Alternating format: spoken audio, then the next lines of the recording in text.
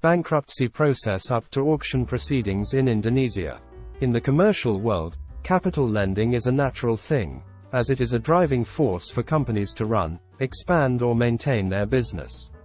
However, it is also not uncommon for companies as debtors to neglect their obligations to pay, which causes creditors to file bankruptcy lawsuits against debtors.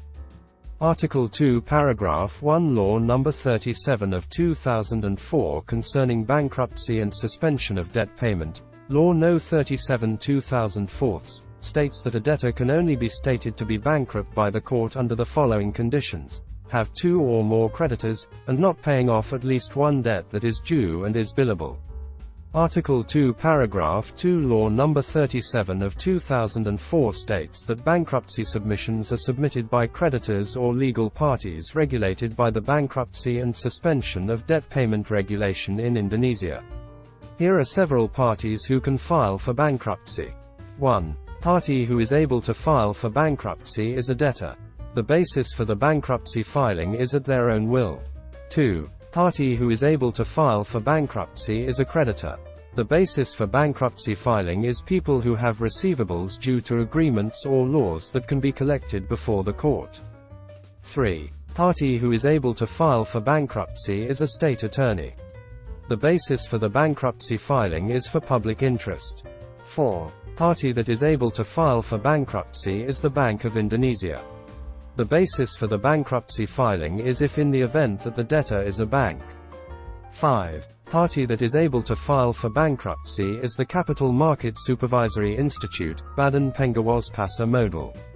The basis for the bankruptcy filing is if in the event that the debtor is a security company, stock exchange, clearing guarantee institution, or depository and settlement institution.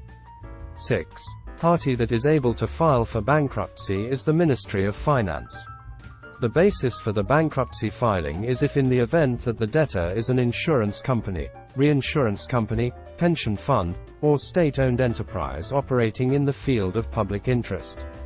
Debtors declared bankrupt are obliged to pay their debts in various ways, including by selling their assets in accordance with court decisions and applicable regulations. However, bankruptcy proceedings do not always end in bankruptcy and liquidation decisions. There is still reconciliation or homologation that can be achieved if the debtor's request for reconciliation is approved by the creditor.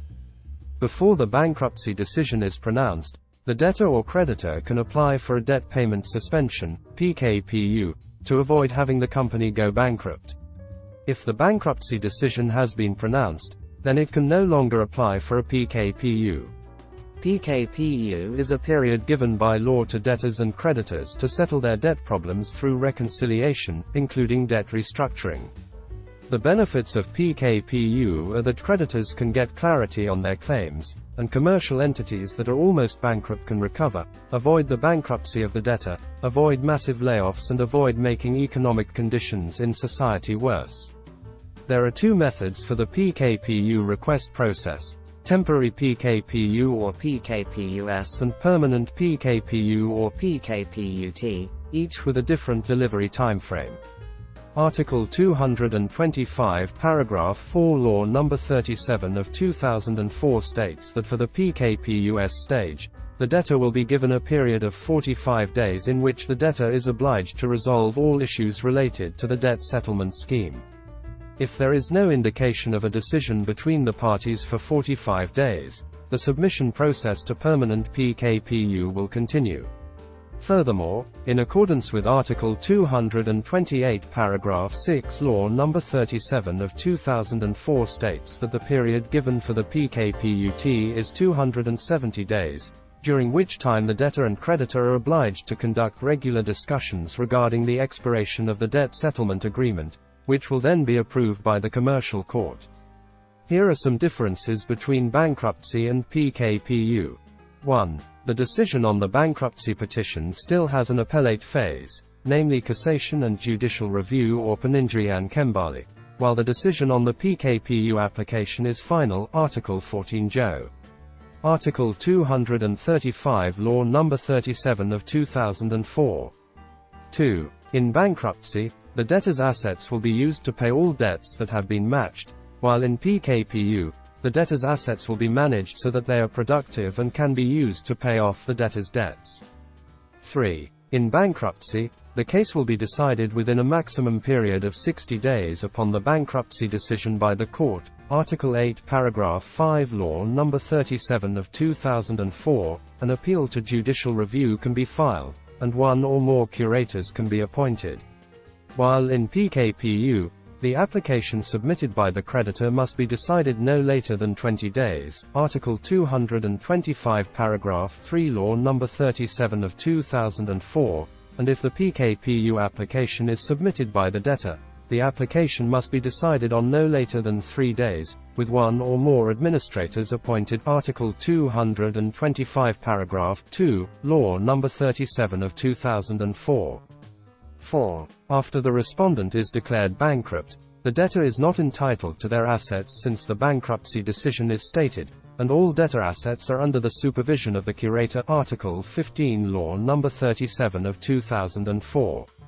Meanwhile, for PKPU, corporations, directors, and commissioners still have the right to manage the company's assets under the supervision of the administrator. 5. Lastly, regarding the completion period, in bankruptcy, after the decision of bankruptcy by the commercial court, there is no specific time limit for the completion of the entire bankruptcy process. In PKPU, PKPU and its extension may not exceed 270 or 270 days after the provisional PKPU decision is pronounced based on Article 228 Paragraph 6, Law No. 37 of 2004.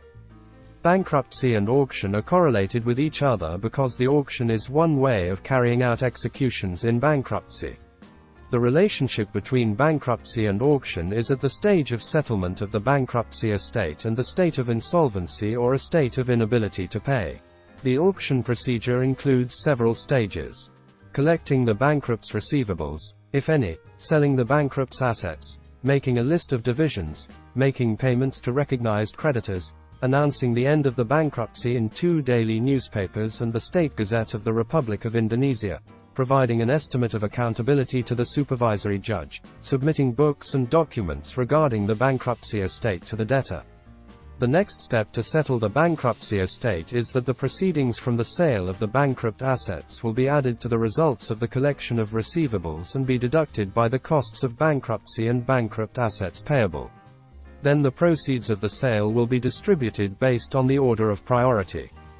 The appendix of Article No. 2 Paragraph 1, Law No. 37 of 2004 states that the distribution of the proceedings from the bankruptcy auction is based on the structured prorate or distribution of bankrupt assets according to the class of creditors, which is divided by the bankruptcy and suspension of debt payment law in Indonesia in order inter separatist creditors or secured creditors, creditors with material rights, preferred creditors, creditors who according to the law must prioritize the payment of their receivables, such as privilege rights holders, retention rights holders, and so on. Unsecured creditors, creditors who do not have the right to be first and last paid. One of the steps that can be taken when the debtor is faced with a bankruptcy trial is to be accompanied by an advocate who is an expert in the field of bankruptcy during the trial process. That is where the important role of the advocate is necessary to avoid incorrect steps that can harm the debtor.